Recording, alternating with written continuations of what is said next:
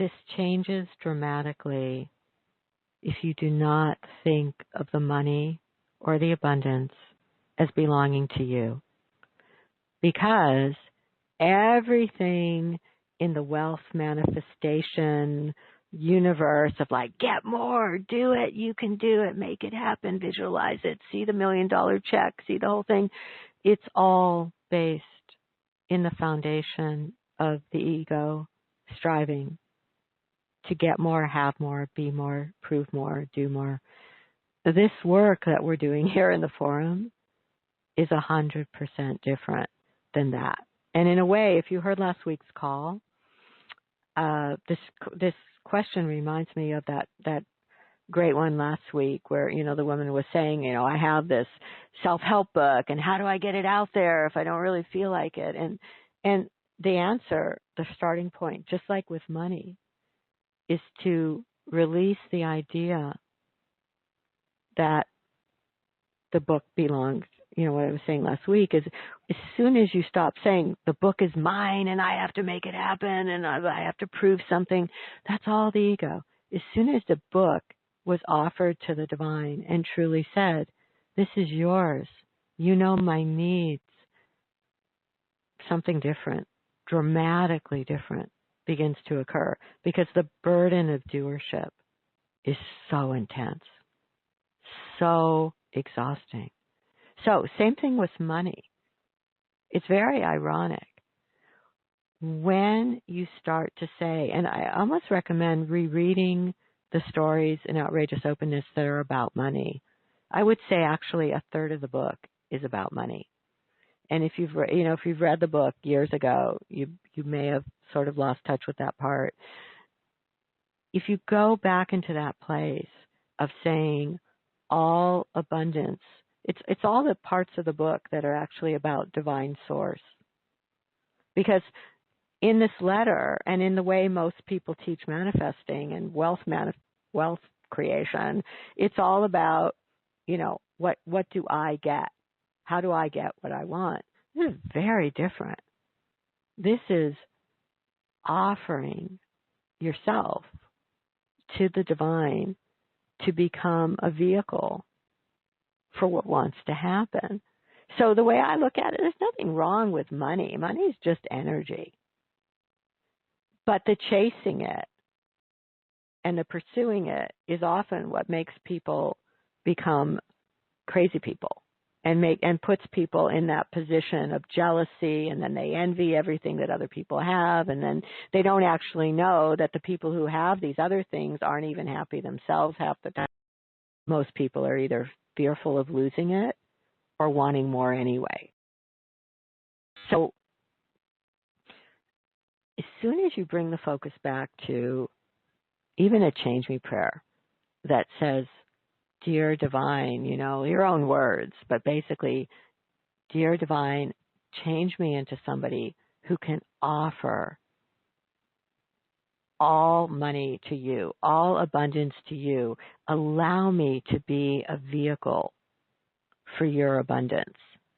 That's basically, there's prayers like that all through the Change Me Prayer book, because that book also has a lot about money. And I don't know if you've read that book, but this transformation of let me be a vehicle for your abundance is 1,000% opposite of how can I get more so that I can catch up to everybody out there that, I'm competing with, which is how the culture wants people to think, because then everybody is in that state of grasping, pushing, fixating. This is so different. Then you don't have to actually worry. Once you're saying, let me be a vehicle for abundance, then I would say some of the things that you're suggesting are absolutely what happens. Like, I would say the gratitude is part of it. I find that's one of the quickest places to start is you go into saying, okay, what do I have right now? What is in my life right now that I can be grateful for? Even if you're living somewhere that you're not happy about, even if you're renting and you wished you were owning and you're, feeling that competition with people who can buy, whatever, you go into that place and you're like, Thank the freaking God I have a roof over my head. You know, thank you for the couch I'm sitting on. Thank you for the kitchen I can cook things in. I mean, you move into the state of gratitude. So to me, that's one piece. Another piece is literally giving stuff away. I found this again and again, whether, you know, I think there's really a reason for tithing. You know, I don't think everybody has to do it, but I think there's a reason that tithing was in the Bible, like that, building in that piece that a portion of the money is not, doesn't belong to us. And I think even if you don't tithe, just giving away, I write about it a lot in Outrageous Openness, just if you want to be a vehicle for the abundance, giving some piece of it away is really part of that. But also, what I was talking about last week with the woman's book is releasing the idea of my, and that is really takes practice with money, because the easiest thing is to go into that place of like, my money, my bank account, my this, my that. As soon as you're starting to say the money, the bank account, something different starts to happen. And, you know, it kind of makes me think in the, if you've never read the preface to the Change Me Prayer book, there's a really good preface that Lissa Rankin wrote, if you know her. And it was basically about when she was in her divorce and she didn't want to, she basically was feeling very resentful that she was going to have to give her soon-to-be ex-partner some money. And we ended up on the phone together. And that entire description was about her coming into a place of realizing that she could say to God, this money isn't mine. This money isn't mine. Show me the amount of money that I am meant to give this man. It's your money. Show me. And then, as it turned out, everything that she ended up having to give him got replaced, because she was now entering the divine flow of seeing the money as God's. And I found that over and over and over. If you think of the money as yours and you cling to it, and you're basically coming at it from fear, ironically, that just perpetuates itself. As soon as you start to move into that place of saying, this is all belongs to love, I'm offering every bit, every penny that I have, I'm offering to the divine to be shown how to live from a place of abundance. Something very, very different happens.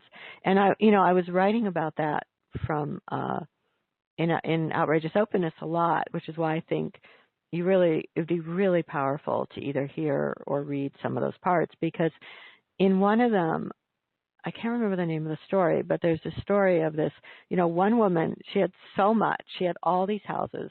She was always saying she was broke. And one by one, I watched her lose all the houses.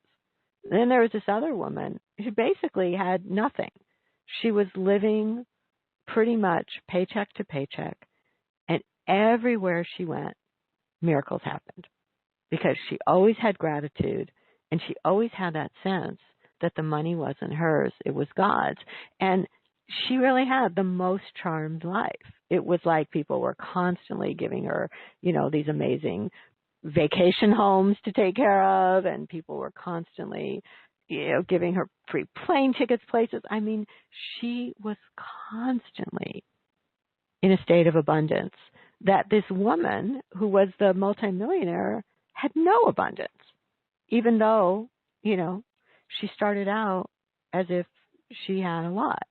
It's really a mindset that is so often based in the gratitude, the offering all the money to the divine, and saying, show me how to be a vehicle for abundance. Show me where you want me to give. Show me how to receive. And then you don't have to worry about stuff like, how much is enough, and, what do I really want to manifest? So I'm so glad that you wrote this, because I think you encapsulated where a lot of people end up being, and it very much is coming out of a culture of manifesting.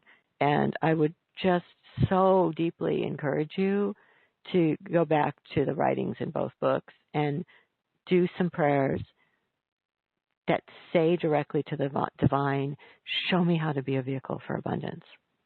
Because then everybody benefits. There's no great virtue to having nothing. But like that woman, she was pretty much going to paycheck, but she was a complete vehicle for abundance, like mind-blowing. So that's what I have to say about that. And maybe write in again.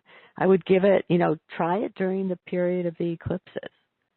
Another really good piece of this is if you're saying to the divine, I'm now ready for you to use me as a vehicle for abundance. I'm now ready for you to take over the money. It's like, what's kind of amazing is you stop wanting other people's lives. That insidious way that, people are taught to look at everybody else and try to keep up. Once you've fully invited the divine to come in, you don't want anybody else's life. You want the divine life that's meant for you, and then abundance can spring up in the way that's meant for you. Because it's so personal to each person, but you literally start feeling abundant. You just do. All right. Thank you for sending that.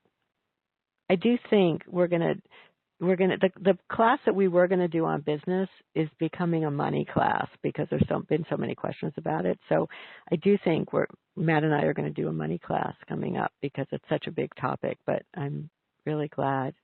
I would even say with this, because I love the part where you're saying, I know you're talented and capable.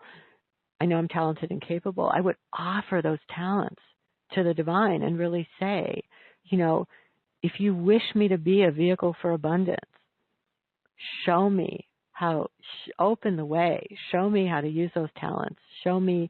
But you kind of can't do that and simultaneously say to the divine, and here's the following things I need to have. I need a house like my friends. I need this, I need that. It doesn't work. It only works when you really say to the divine, I'm ready to let you use me as a vehicle for abundance, because then you're not getting it confused with the ego's plan. You're saying, I'm ready to be a vehicle for divine abundance. And then it can come in very surprising ways. Very abundant, surprising ways. It's quite amazing. All right. I hope that helps. Send us a follow-up if you feel like it, because, boy, it's a question close to a lot of people's hearts.